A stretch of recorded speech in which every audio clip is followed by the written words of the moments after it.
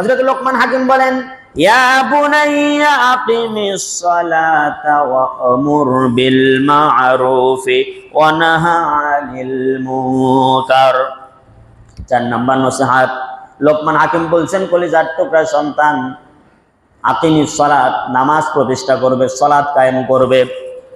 5 number, Amul বিল মা'রুফ ওয়া নাহা আনিল মুনকার, সৎ কাজের আদেশ করবে, অসৎ কাজের নিষেধ করবে। সৎ কাজের আদেশ, অসৎ কাজের নিষেধ করবে। 5 নাম্বার নসিহত, আমার বন্ধুগণ, নামাজ যে ব্যক্তি পড়ে সে ব্যক্তি সৎ কাজ আদেশ করে এবং অসৎ কাজের নিষেধ করে, করতে হবে। এটা হচ্ছে আল্লাহর অর্ডার। জোরে বলুন, কার অর্ডার? নামাজ পড়া যেমনি ভাবে ফরজ, ন্যায় কাজের সাপোর্ট করা তেমনি ভাবে ফরজ, অন্যায় কাজ থেকে মানুষকে বিরত রাখা এটাও তেমনি ভাবে ফরজ। এই উম্মতের দায়িত্বই হচ্ছে এটা। আল্লাহ রাব্বুল আলামিন এই উম্মতকে শ্রেষ্ঠত্ব প্রদান করেছেন একটা কারণে, কয়েকটা কারণ হাদিসের ভিতরে আছে, কোরআনের ভিতরে একটা কারণ স্পষ্ট উল্লেখ আছে। আল্লাহ পাক বলেন, কুনতুম খায়রা উম্মাতিন উখরিজাত লিন-নাসি তা'মুরুনা বিল মা'রুফি ওয়া তানহাউনা আনিল মুনকার। তোমাদেরকে শ্রেষ্ঠ উম্মত বলে পৃথিবীতে ঘোষণা করা হয়েছে, তার একটা মাত্র কারণ, তা'মুরুনা বিল মা'রুফ, সৎ কাজের আদেশ করবে, ওয়া তানহাউনা আনিল মুনকার, আর অসৎ কাজ থেকে মানুষদেরকে বিরত রাখবে। কার কথা? আল্লাহর কথা। সৎ কাজের আদেশ, অসৎ কাজের নিষেধ। আমরা এই জিনিসটা আজকে অনেকেই এই জিনিসটা মানি না, ঠিক কি না? একটা যদি অন্যায় হতে দেখি, এটা প্রতিবাদ করতে হবে, প্রতিরোধ করে তুলতে হবে, প্রতিহত করতে হবে। এটাও যে একটা ইমানের দায়িত্ব, এটা আমরা অনেকে মনেই করি না। সমাজে অন্যায় হচ্ছে, ইতিপূর্বে একটা হাদিস আমি আপনাদেরকে উল্লেখ করেছিলাম, ইমান মাপার, প্রত্যেকটা জিনিস পরিমাপ করার যন্ত্র বলেছিলাম, বিভিন্ন জিনিসের যন্ত্রের নামও বলেছিলাম।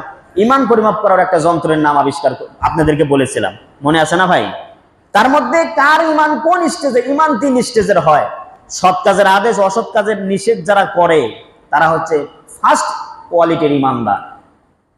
সৎ কাজের আদেশ, অসৎ কাজের নিষেধ যদি না হয় তাহলে সমাজ টিকে থাকে না, সমাজ ধ্বংসের দিকে চলে যায়। নামাজ আসতেছে, আমরা একটা অন্যায় দেখছি, দেখার পরে কাজ হবে কি? মান রাআ মিনকুম মুনকারান ফালিয়ুগাইয়িরহু বিয়াদি। আমার যদি শক্তি থাকে তাহলে আমি ওইটা হাত দ্বারা প্রতিবাদ করব, যদি না থাকে জবান দ্বারা প্রতিবাদ করব। হাত দ্বারা প্রতিহত করতে পারলাম না, জবান দ্বারা প্রতিবাদও করতে পারলাম না, এমন অনেক কাজ আছে, তাহলে কি করতে হবে? ওটাকে মনে মনে ঘৃণা করতে হবে এবং ওই কাজটা কিভাবে নির্মূল করা যায় এজন্য যাবতীয় পদক্ষেপ গ্রহণ করতে হবে।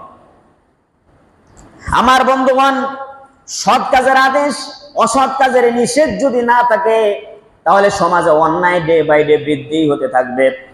এক সময় সমাজ ধ্বংসের দ্বার প্রান্তে চলে যাবে। হযরতে দাউদ আলাইহিস সালামকে আল্লাহ পাক সুন্দর কণ্ঠদান করেছিলেন। দাউদ আলাইহিস সালামের উপর আল্লাহ পাক জাবুর কিতাব নাজিল করেছিলেন। তিনি প্রতি শনিবারে জাবুর কিতাব তেলাওয়াত করতেন। সুরের কণ্ঠে যখন তিনি তেলাওয়াত করতেন, তার তেলাওয়াত শোনার জন্য উড়ন্ত পাখিরা ওরা বন্ধ করে দিত। সমুদ্রের মাছগুলি কিনারে চলে আসতো তার তেলাওয়াত শোনার জন্য। জাতির লোকেরা বলল, শনিবারের দিন এত বড় বড় মাছ কিনারে আসে, শনিবারের দিন আমরা মাছ শিকার করব। আল্লাহ রাব্বুল আলামিন ওহী পাঠায়া হযরত দাউদ আলাইহিস সালামকে বললেন, এ দাউদ, তোমার জাতির লোকদেরকে নিষেধ করো শনিবারের দিন যেন ওরা মাছ শিকার না করে, কারণ মাছগুলি আমার কালাম শ্রবণ করার জন্য যায়, ওই দিন যেন ওরা মাছ শিকার না করে। এইবার জাতির লোকদের ভিতরে 3 শ্রেণীতে মানুষগুলি বিভক্ত হয়ে গেল। কয় শ্রেণীতে? এক শ্রেণীর মানুষ বলল, আমরা নবীর অর্ডার মানি না, নবীর কথা মানি না, শনিবারে মাছ শিকার করবই। আরেক দল দাঁড়াই গেল, এই অন্যায়, মাছ শিকার করাটা অন্যায়, এই অন্যায়ের পক্ষেও কথা বলল না, আবার বিরোধিতাও করলো না, বিপক্ষেও কথা বললো না, বিরোধিতাও করলো না, আবার অন্যায় নিজেরাও করলো না, নীরবতা ভূমিকা পালন করলো। এক শ্রেণী। 3 নম্বর শ্রেণী যারা এই অন্যায়ের প্রতিবাদ করলো, আল্লাহ রাব্বুল আলামিন এই 3 শ্রেণীর মানুষদেরকে, যারা ওই দিন আল্লাহর অর্ডারকে ভায়োলেট করেছে, আর 2 নম্বর যারা নীরবতা পালন করেছে, অন্যায় হতে দেখে, সমাজের ভিতরে অন্যায় হতে দেখে, 2 শ্রেণীর মানুষদেরকে আল্লাহ পাক রাতারাতি বাদর বানায় দিলেন। কি বানায় দিলেন? বাদর। কোরআনে হাকিমের ভিতরে আল্লাহ পাক এভাবে বলেন, ওয়াকুনু কিরাদাতান খাসিন।